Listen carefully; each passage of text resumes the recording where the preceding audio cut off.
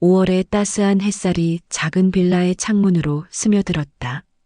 이정아는 회색 머리카락을 단정히 묶고 낡은 앞치마를 두른 채 2층으로 향하는 계단을 천천히 올라갔다. 58배 나이 남편을 떠나보낸 지 벌써 3년이 흘렀지만 여전히 이 집은 너무도 컸다. 한때는 웃음소리가 가득했던 이 공간이 이제는 그녀의 한숨소리만 메울 뿐이었다. 또 한 달이 지났네. 그녀가 중얼거리며 빈 방의 문을 열었다. 햇볕이 들어오는 깨끗한 방이었지만 어딘가 쓸쓸함이 감돌았다. 세입자가 나간 지 벌써 2달째. 월세 수입 없이는 이 집을 유지하기가 점점 어려워지고 있었다. 그때 핸드폰이 울렸다. 화면에 은행이라는 글자가 차갑게 빛났다. 정화의 심장이 빨라졌다. 여보세요? 정화의 목소리에는 떨림이 묻어났다. 이정화 고객님, 대출 연체 관련해서 연락드렸는데요. 이미 2달째 연체 상황이시고 이번에 또 늦으시면 강제 집행 절차에 들어갈 수 있습니다. 제발 조금만 더 기다려주세요. 곧 세입자가 들어올 예정이에요. 정화의 목소리는 간절했다. 다음 주까지는 반드시 처리해 주셔야 합니다. 전화를 끊고 난 후 정화는 거실 소파에 주저앉았다. 벽에 걸린 남편 민수의 사진이 여전히 따뜻하게 미소 짓고 있었다. 20살에 만나 36해를 함께 산 남편. 교통사고라는 갑작스러운 이별은 그녀의 인생을 송두리째 바꿔놓았다. 여보, 당신이 있었다면 이렇게 힘들지 않았을 텐데. 정화의 눈가에 눈물이 글썽였다. 혼자 이 집을 지켜내는 것, 세입자를 구하는 것, 매달 나가는 관리비와 대출 이자까지. 모든 것이 그녀에게는 버거운 짐이었다. 현관벨이 울리자 정화는 서둘러 눈물을 닦았다. 부동산에서 보낸 전단지를 받아들고 한숨을 쉬었다. 광고를 내도 별다른 효과가 없었다. 저녁이 되어 혼자 차린 소박한 밥상 앞에 앉았지만 입맛이 없었다. 예전에는 남편과 함께 나누던 저녁 식사가 이제는 고요함만 가득한 시간이 되어버렸다. 그때 2층에서 물 떨어지는 소리가 들렸다. 급하게 올라가 확인해 보니 화장실 천장에서 물이 조금씩 떨어지고 있었다. 이제 수리비까지. 정화는 절망적인 한숨을 내쉬었다. 잠시 후 이웃 할머니 박순자가 찾아왔다. 정화야, 혼자 있으니까 걱정돼서. 너는 아직 젊으니까 좋은 사람 만나는 게 어때? 순자 언니, 저는 이제 그런 마음도 없어요. 여보 생각만으로도 충분해요. 정화는 고개를 저었다. 재혼이라는 것은 상상해 본 적도 없었다. 순자가 돌아간 후 정화는 다시 혼자가 되었다. 벽시계가 밤 10시를 가리키며 또 하루가 끝나감을 알렸다. 새로운 인연이라. 이 나이에 그런 생각을 해본 적이 없었다. 하지만 이렇게 혼자 살아가는 것이 얼마나 더 가능할지 정화는 알 수 없었다. 사흘 후 오전 현관벨이 울렸다. 정화가 문을 열어보니 키 170cm 정도의 단단해 보이는 남자가 서 있었다. 강성민, 62살의 그는 검게 그을린 얼굴에 선한 인상을 지니고 있었다. 안녕하세요. 부동산에서 소개받고 왔습니다. 2층 방 보러 온 강성민이라고 합니다. 그의 목소리는 차분하고 정중했다. 정화는 당황스러웠다. 오랜만에 찾아온 세입자 후보였기 때문이었다. 성민은 신발을 정갈하게 벗어놓았다. 낡았지만 깨끗하게 손질된 운동화에서 그의 성격을 엿볼 수 있었다. 계단을 올라가려 했지만 중간에 멈춰서서 허리를 짚었다. 죄송합니다. 허리가 좀 디스크가 있어서 가끔 이래요. 그의 미안해하는 표정에서 정화는 진실함을 느꼈다. 천천히 올라가세요. 급할 것 없어요. 정화도 자연스럽게 배려의 말을 건넸다. 2층 방을 둘러보던 성민의 시선이 천장에 물 얼룩에 머물렀다. 여기 누수가 있었나 보네요. 위층 화장실 배관 문제 같은데 그리 큰 공사는 아닐 것 같습니다. 수리업체에 연락해 봐야겠어요. 정화가 걱정스럽게 말했다. 제가 한번 봐드릴까요? 30년 넘게 목수 일했거든요. 성민이 공구 가방에서 간단한 도구를 꺼내 보였다. 그의 손은 오랜 세월 일해온 사람의 것이었다. 정말요? 목수셨어요? 정화의 눈이 반짝였다. 성민은 간단한 점검을 해보더니 말했다. 배관 이음새 부분이 헐거워진 것 같네요. 오늘 자재 사서 내일 고쳐드릴 수 있습니다. 하지만 곧 성민의 표정이 어두워졌다. 사실 말씀드릴 게 있는데요. 허리 때문에 일자리를 잃어서 당장 보증금을 다 마련하기가 어렵습니다. 정화의 마음이 무거워졌다. 보증금 없는 세입자를 받기에는 자신의 상황도 여의치 않았다. 대신에 이 집 관리는 제가 책임지겠습니다. 누수, 전기, 난방 뭐든지요. 보증금은 한 달에 조금씩 채워나가겠습니다. 성민의 눈빛에는 간절함과 진실함이 함께 담겨 있었다. 정화는 그의 얼굴을 자세히 들여다보았다.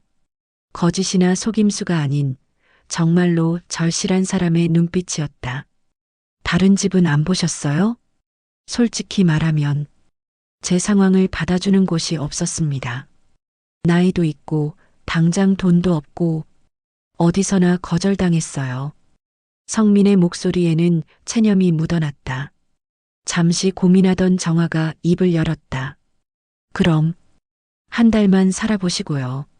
정말 집 관리를 잘해주시면 그때 정식 계약하죠. 성민의 얼굴에 안도의 표정이 스쳤다. 정말 감사합니다. 실망시켜드리지 않겠습니다. 월세는 매달 25일까지 주세요. 네, 꼭 지키겠습니다. 그때 위층에서 또 물 떨어지는 소리가 났다. 성민이 웃으며 말했다. 내일 아침 일찍 고쳐드릴게요. 지금 당장 나가서 자재 사올게요. 저녁 무렵 성민이 자재를 사들고 돌아왔다. 벌써요? 많이 무거우셨죠? 이 정도는 괜찮습니다. 내일 아침 8시부터 시작해도 될까요? 네, 좋아요. 그런데 저녁은 드셨어요? 밖에서 간단히 사 먹었습니다. 내일 수리하시는 동안 제가 점심 해드릴게요. 그럼 감사히 먹겠습니다. 정화는 창가에서 그의 뒷모습을 바라보며 생각에 잠겼다. 믿어도 될까? 하지만 그의 진솔한 모습에서 뭔가 다른 느낌을 받았다. 오랜만에 느끼는 안정감 같은 것이었다. 일주일이 지난 어느 이른 아침 갑작스럽게 1층 세탁실에서 물이 콸콸 쏟아지는 소리가 났다. 정화는 깊은 잠에서 깨어 급하게 달려가 보니 세탁기 뒤쪽 배수관에서 물이 넘쳐 흐르고 있었다. 바닥이 온통 물바다가 되어버렸다. 어떻게 된 거야? 정화는 당황해서 어쩔 줄 몰랐다. 그때 계단을 뛰어내려오는 발소리가 들렸다. 성민이었다. 그는 상황을 재빨리 파악하고는 전기 차단기부터 내렸다. 일단 감전 위험부터 없애야겠어요. 배수관이 막혔네요. 성민의 침착한 대응에 정화는 조금 안심이 되었다.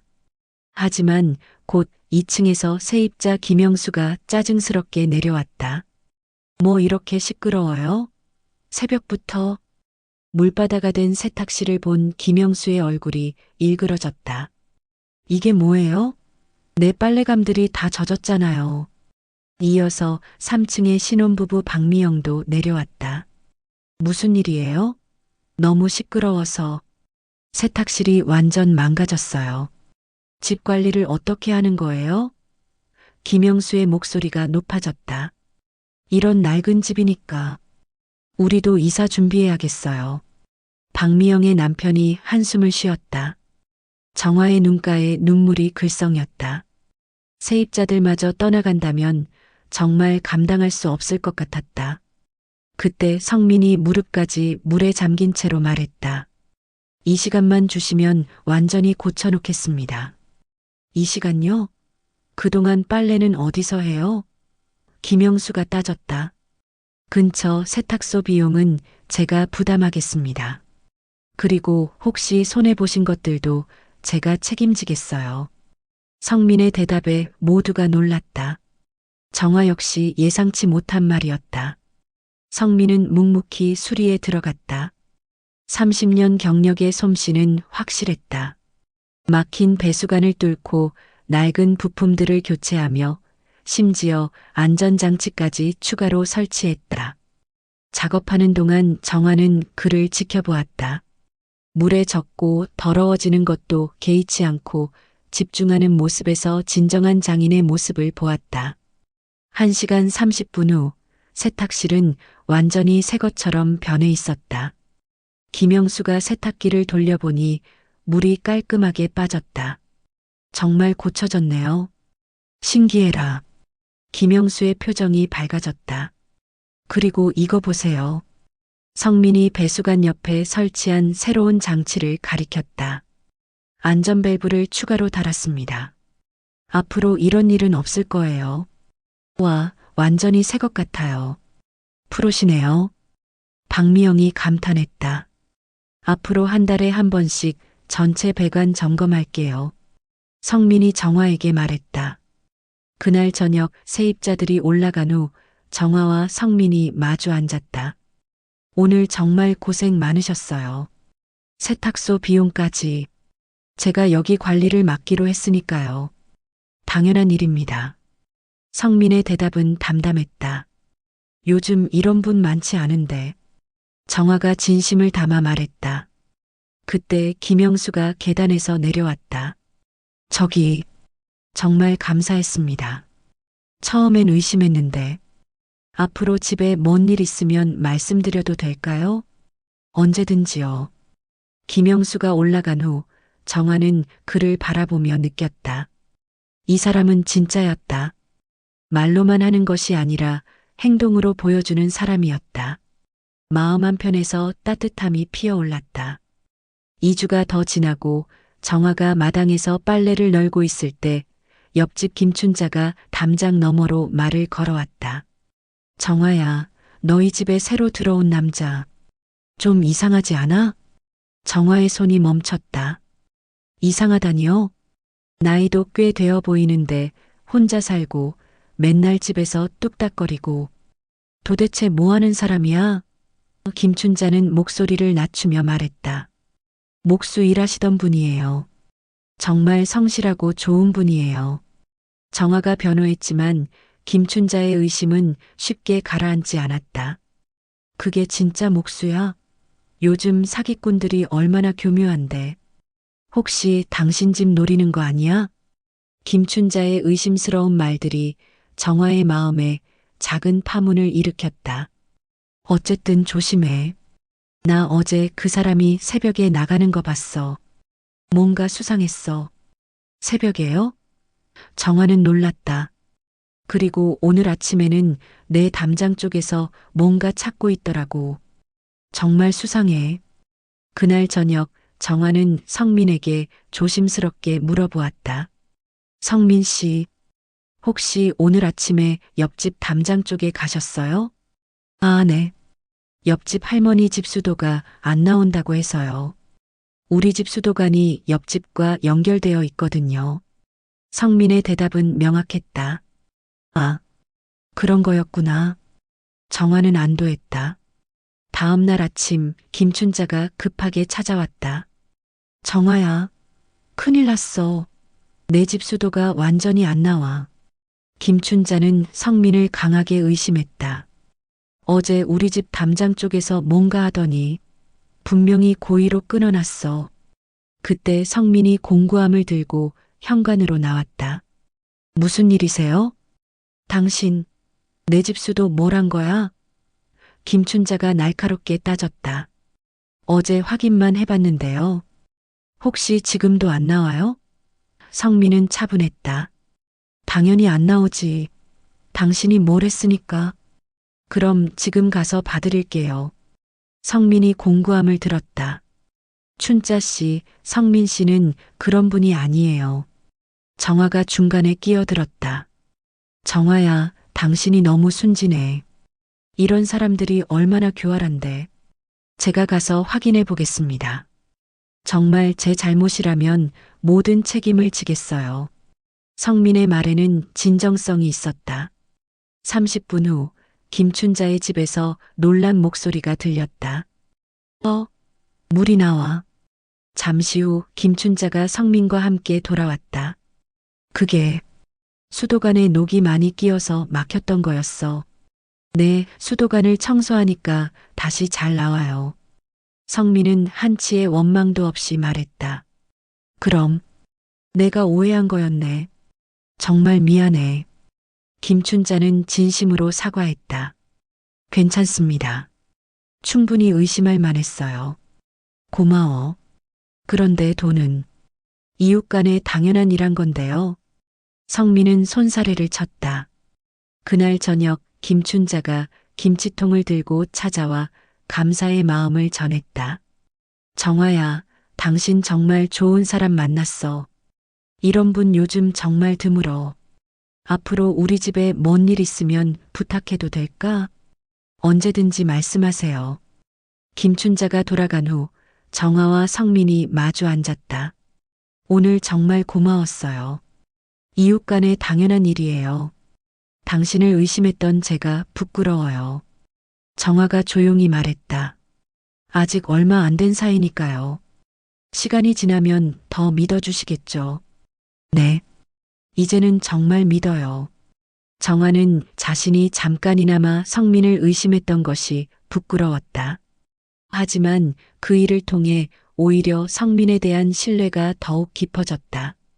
마음 어딘가에서 성민에 대한 감정이 조금씩 변해가고 있다는 것을 느꼈다. 한 달이 더 흘렀다. 계절은 어느새 여름으로 접어들고 있었다. 성민이 조심스럽게 봉투를 내밀며 말했다.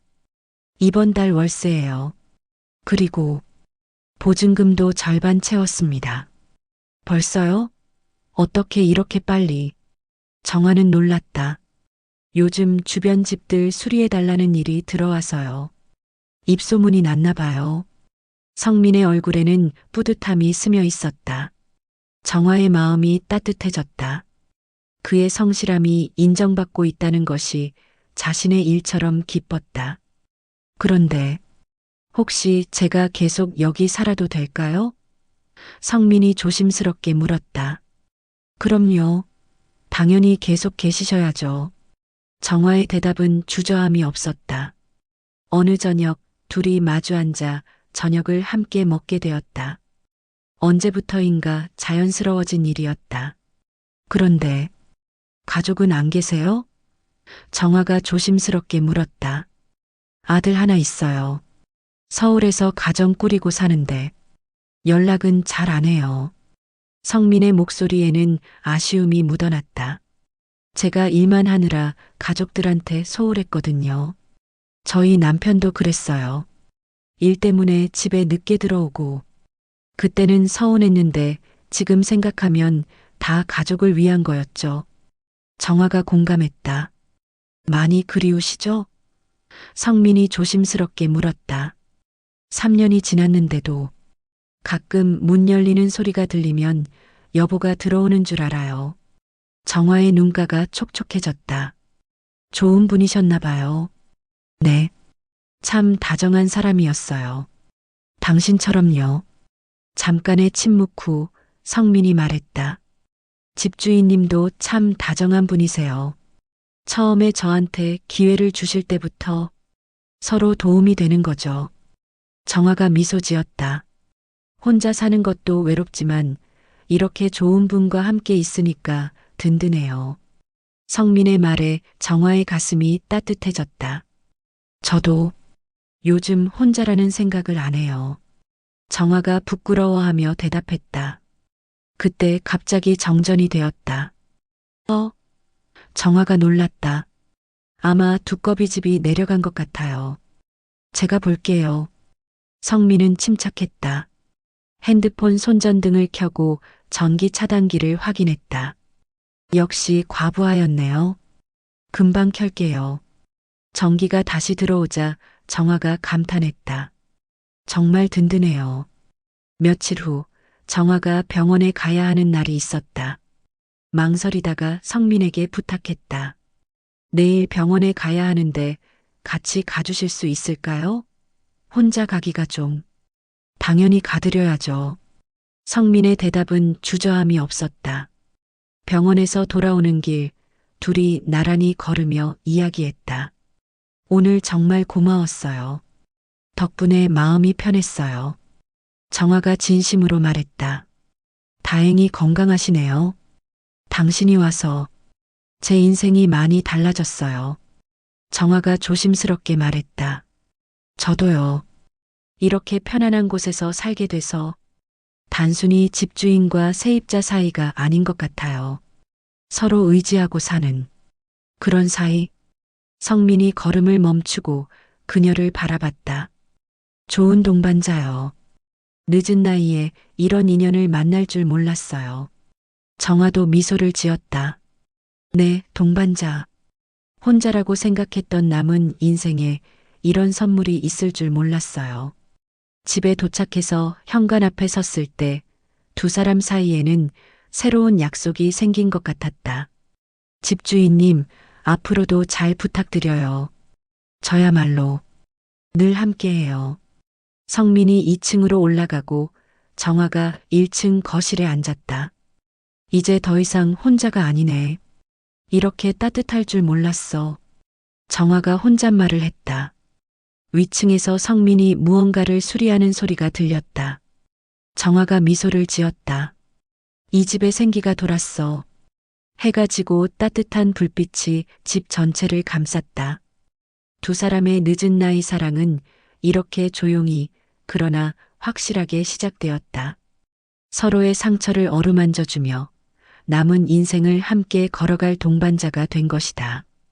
이들의 사랑은 젊은 날의 열정적인 사랑과는 달랐다. 서로를 이해하고 배려하며 함께 있는 것만으로도 충분한 그런 깊고 따뜻한 사랑이었다.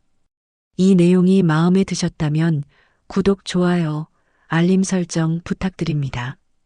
감사합니다.